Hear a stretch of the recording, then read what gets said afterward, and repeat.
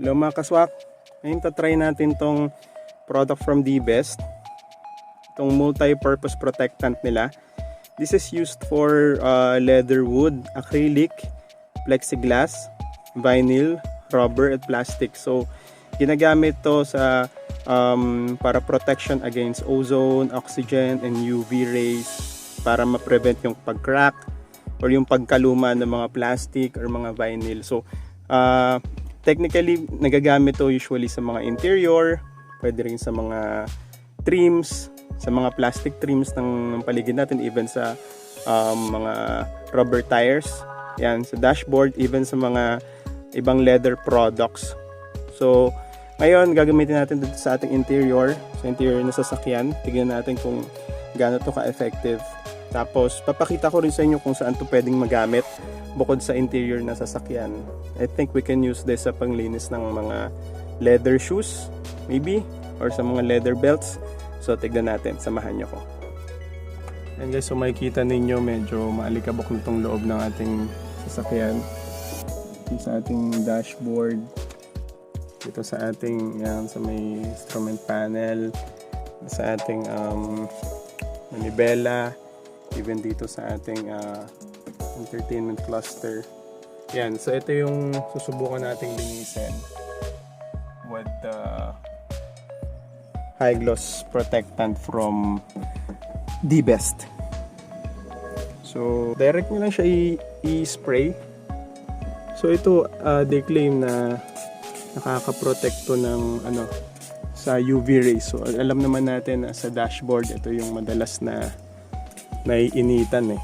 So once na ma-spray mo, direct mo lang na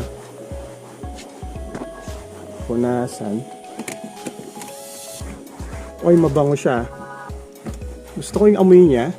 Hindi siya ganun ka striking or matapang yung amoy, pero mabango siya sa interior. So as you know, gumagamit din ako ng VS1 dito sa interior. Pero I might say na I think for me mas light yung amoy nito kasi 'di ba more on malemon yung scent ng VS1. So ito parang medyo may pagka-citrus din yung amoy nito. Pero hindi siya ganun katapang.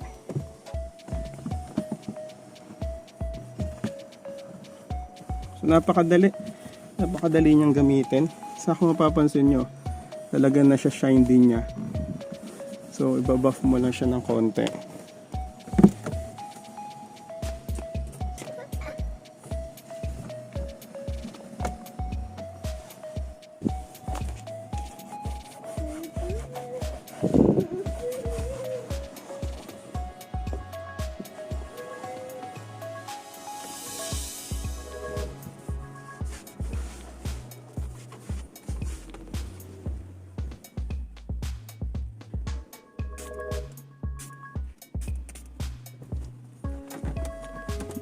Very safe siya na gamitin.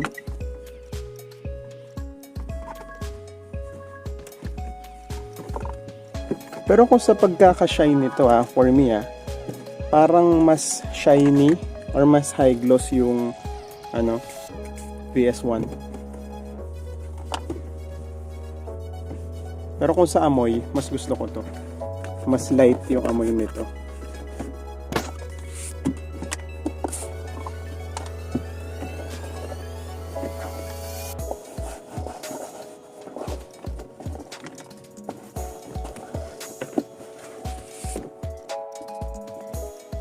Ang gusto ko dito, hindi masyadong yung mahaba yung or malaki yung sakop ng ni-spray. Kasi the problem with VS1, pag ini-spray ko siya, medyo ang laki ng sakop. I mean, hindi mo matutok masyado dun sa gusto mong i-spray.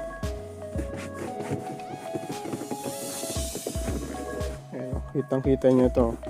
Itong leather na sa armrest, talagang na papakintab yan na gusto.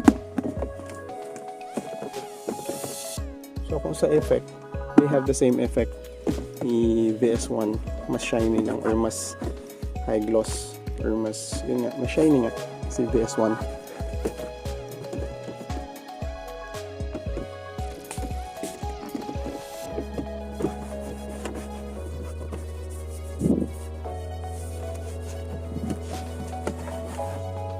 Sila magkakaalam.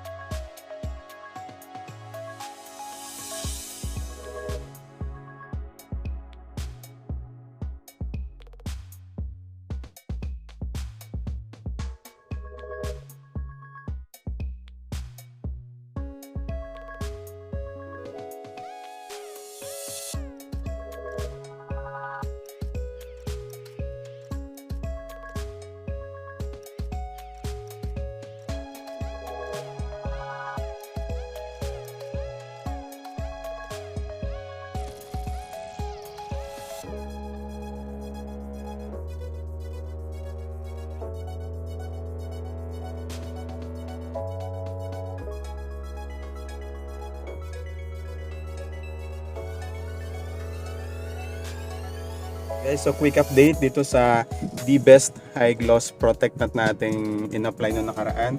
As you can see, after almost a week ng pagkakalagay natin, hindi pa siya nag-accumulate ng dust.